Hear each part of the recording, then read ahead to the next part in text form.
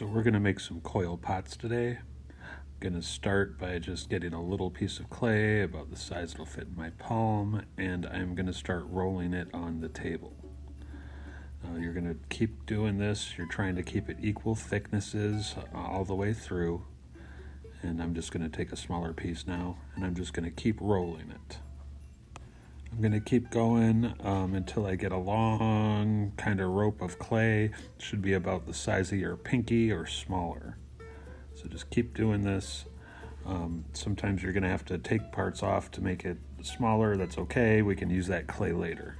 So once I get some small coils, I'm going to start at the end of one, and I'm just going to make a little spiral, and I'm just going to roll it and roll it and roll it and roll it until I get the base for my pot.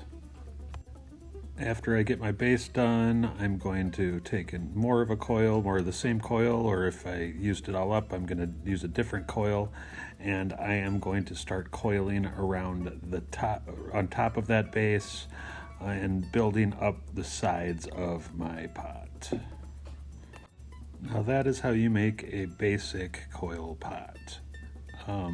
But you know, that can be kind of boring, and there's lots of different ways that you can do coils.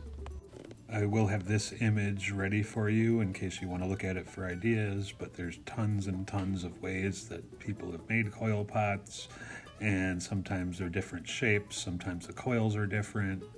It's just a really beautiful way to sculpt stuff to make nice, beautiful pots, and that's what we're going to do today.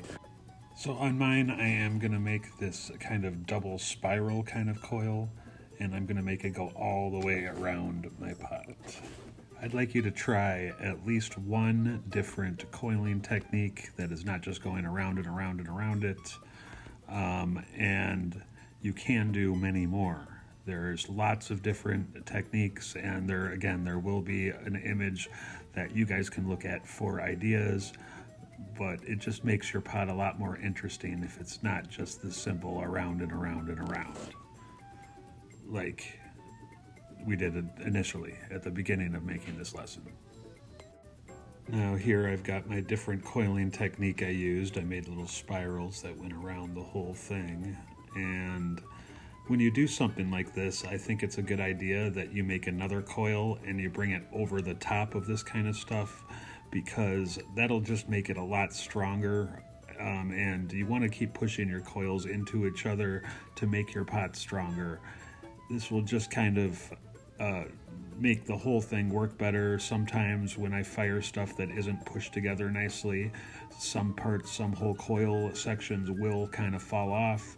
This is how you just want to make sure that all of your clay is attached to each other, and the best way to do that is to make a different coil layer on top. So just keep it up. We can use different kind of coiling techniques on it. You can use 3, 4, 5. You can make it different shapes. It could go out, get skinny, and then come out again. You know, you can make some kind of bottle shape. You know, there's all sorts of different stuff you could do. You could give it handles or lids or that kind of stuff too.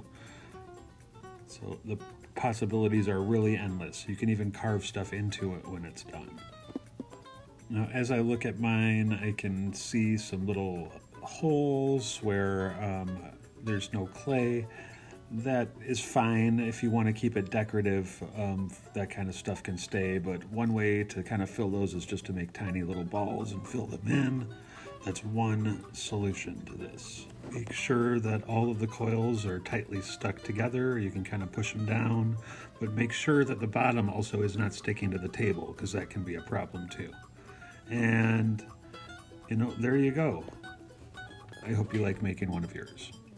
The next step is putting it in a kiln to fire it, which is kind of like a really hot oven, but we will talk about that next time.